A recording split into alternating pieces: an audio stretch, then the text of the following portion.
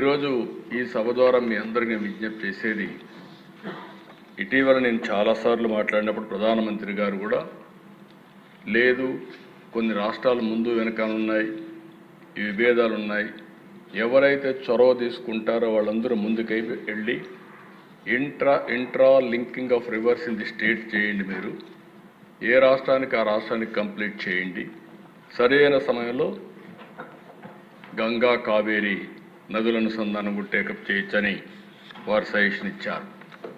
ఆ స్ఫూర్తితోనే మొదటి రాష్ట్రం నదుల అనుసంధానానికి శ్రీకారం చుడుతున్న అన్ని నదుల అనుసంధానం చేసే బాధ్యత ఎన్డీఏ ప్రభుత్వం తీసుకుంటామని మీ అందరికీ విజ్ఞప్తి చేస్తున్నాను.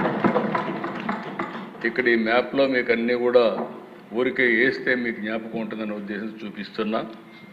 మొత్తం కలిసి మనకు 40 నదులున్నాయి, 38,457 మైన్ ఇరిగేషన్ ట్యాంక్స్ ఉన్నాయి, 19 లక్షల అగ్రికల్చర్ పంప్ సెట్స్ ఉన్నాయి, 14 లక్షల వాటర్ కన్జర్వేషన్ స్ట్రక్చర్స్ ఉన్నాయి, 106 లక్షల ఎకరాలు ఇరిగేటెడ్ ల్యాండ్ ఉంది. టోటల్ ల్యాండ్ చూస్తే 402 లక్షల ఎకరాలు ఉంటే అందులో 26-27% ఇరిగేటెడ్ ల్యాండ్ ఉండే పరిస్థితి వస్తూ ఉంది. అందుకనే ఈరోజు మనం ఆలోచించేది ఒకటి, నదుల అనుసంధానం చేయడం, అదే మాదిరిగా ఎక్కడికక్కడ ఇరిగేషన్ ప్రాజెక్ట్స్ అన్నీ పూర్తి చేయడం.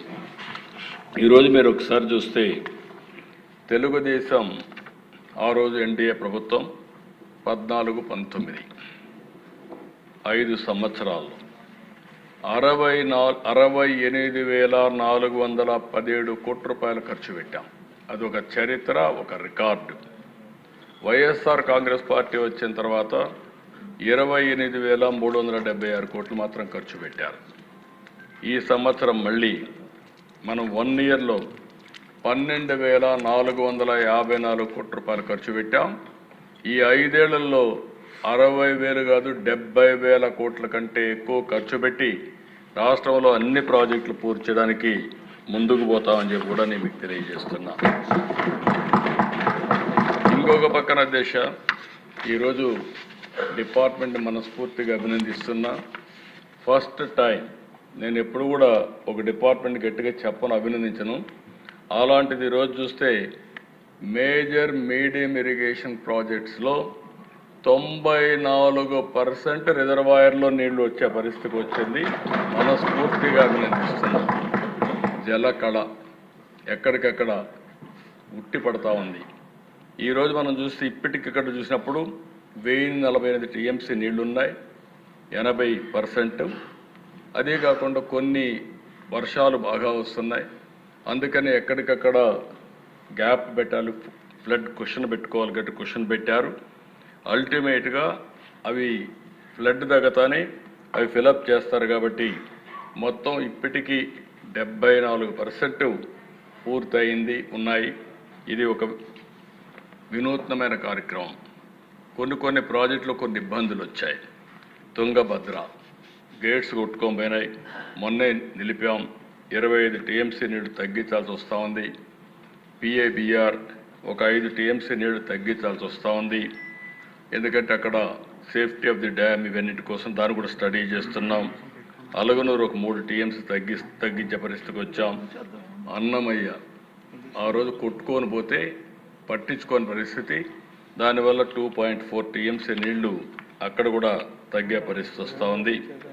అదే మరి సోమశిల కందలేరు పోయినసారి నీళ్లు బ్రహ్మాండంగా పెట్టాం, ఈసారి కూడా పెడుతున్నాం. అక్కడుండే ప్రత్యేకమైన పరిస్థితి ల్యాండ్ అక్విజిషన్ ఇవన్నీ కూడా ఒక 11 టీఎంసీ నీళ్లు పెండింగ్ ఉండే పరిస్థితి వస్తూ ఉంది. అయితే ఇక్కడుండే సభ్యులందరికీ నేను ఒకటే విజ్ఞప్తి చేస్తున్నా, ఒక సాగునీరు అంటే వాటర్ రిసోర్స్ అంటే ఒక మేజర్ ఇరిగేషన్ మైన్ ఇరిగేషనే కాదు. మనం అందరం గుర్తుపెట్టుకోవాల్సింది, నేను చాలా ప్రయత్నాలు చేశాను దీని మీద. సుదీర్ఘమైన రాజకీయాల్లో మీరు చూస్తే సాగునీటి ప్రాజెక్టుల కింద మేనేజ్మెంట్ కోసం వాటర్ యూజర్స్ కమిటీలు కూడా క్రియేట్ చేశాం. ఆ రోజు చాలా వరకు స్టేక్ హోల్డర్స్ కమిటీస్ అన్ని మనం క్రియేట్ చేశాం.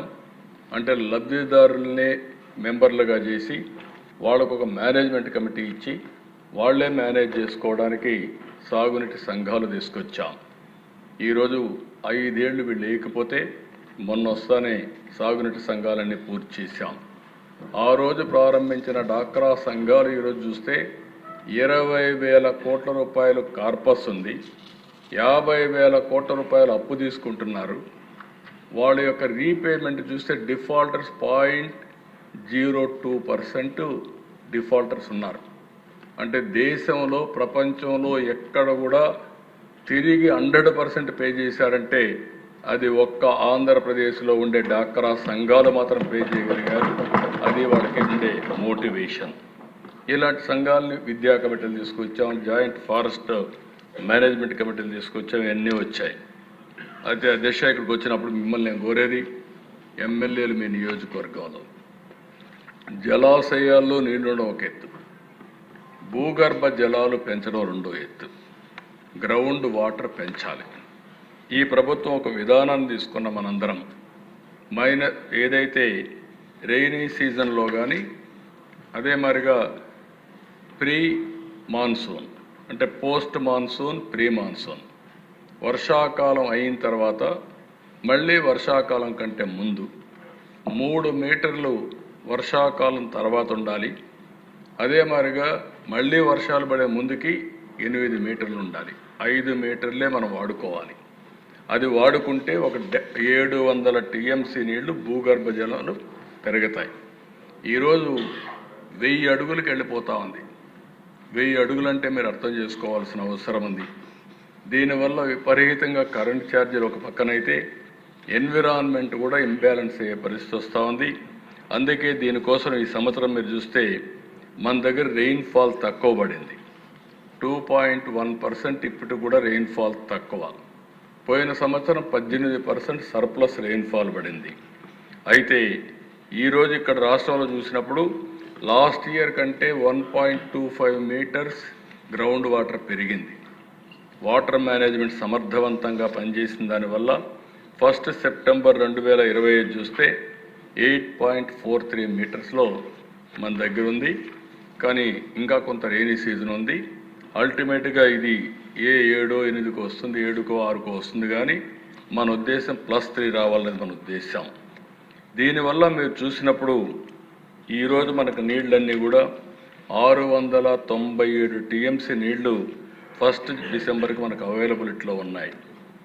లాస్ట్ ఇయర్ అయితే 509 ఉన్నాయి. 188 టీఎంసీ అదనంగా ఈ సంవత్సరం మనం భూగర్భ జలాలు పెంచుకోగలిగాం. రెండోది సాయిల్ మాయిశ్చర్ కూడా. ఈ విషయం కూడా మీరు గుర్తుపెట్టుకోవాలి. భూమి తేమ ఉంటే నీళ్లు తక్కువ అవసరం అవుతాయి. భూగర్భ జలాలుంటే భూమి ఒక జలాశయంగా తయారవుతుంది.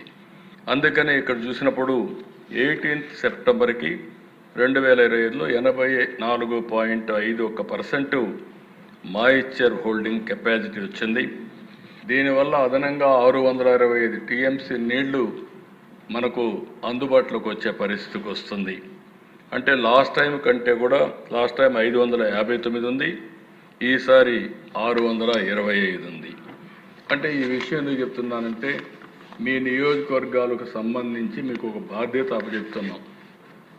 ఒకటి జలాశయాలు ఉంటే జలాశయాలు నింపుకోవడం, మైన్ ఇరిగేషన్ ట్యాంక్స్ అన్నీ కూడా పూర్తిగా వాటర్ మేనేజ్మెంట్లో అన్ని మైన్ ఇరిగేషన్ ట్యాంక్స్కి నీళ్లు ఇవ్వడం. ఇది అయిన తర్వాత ఎక్కడికక్కడ భూగర్భ జలాలు పెంచే బాధ్యత కూడా తీసుకోవడం. ఒకప్పుడు చాలా ప్రయత్నాలు చేసాం అధ్యక్ష. కంటూర్ ట్రెంచెస్ కొట్టాం, ఫారెస్ట్ చుట్టుపక్కల అంతా కూడా ట్రెంచెస్ కొట్టి అక్కడి నుంచి ఫారెస్ట్ ఏరియాలో ఎక్కడికక్కడ చెక్ డ్యాములు కట్టాం. ఎందుకంటే అడవి ప్రాంతంలో కూడా వచ్చే నీళ్ళన్నీ అక్కడే మనం కానీ భూగర్భ జలాలుగా ఇంకించగలిగితే ఆ ప్రాంతం అంతా కూడా గ్రౌండ్ వాటర్ టేబుల్ పెరుగుతుందనే ఉద్దేశంతో మనం అలాంటి కార్యక్రమాలన్నీ చేశాం. అదే సమయంలో నేను మిమ్మల్ని కోరేది ఫామ్ పాండ్స్. ఒక్క అనంతపూర్లో 10 లక్షల ఫామ్ పాండ్స్ కట్టాం. 14 లక్షల స్ట్రక్చర్స్ అన్నీ ఈరోజు ఉన్నాయంటే ఆ రోజు చేసినట్టువన్నీ వచ్చాయి. ఇవన్నీ కూడా మళ్ళీ కోరుతున్నా అన్ని స్ట్రక్చర్ని ప్రాపర్గా మేనేజ్ చేయడం, ఎప్పుడు కూడా అధ్యక్ష ఒక్క విషయం మనందరం గుర్తుపెట్టుకోవాల్సిన అవసరం ఉంది. నీళ్లు లేనప్పుడు బాధపడడం కంటే నీటిని సమర్థవంతంగా మనం మేనేజ్ చేసుకోగలిగితే కరువు అనే మాట రాదు. ఈరోజు అసెంబ్లీలో చెప్తున్నా, నా రాజకీయ అనుభవంతో తప్పకుండా ఆంధ్రప్రదేశ్ రాష్ట్రాన్ని డ్రౌట్ ప్రూఫ్ రాష్ట్రంగా, కరువు రహిత రాష్ట్రంగా తయారు చేసే బాధ్యత ఈ రాష్ట్ర ప్రభుత్వం తీసుకుంటామని కూడా మీకు హామీ ఇస్తున్నా.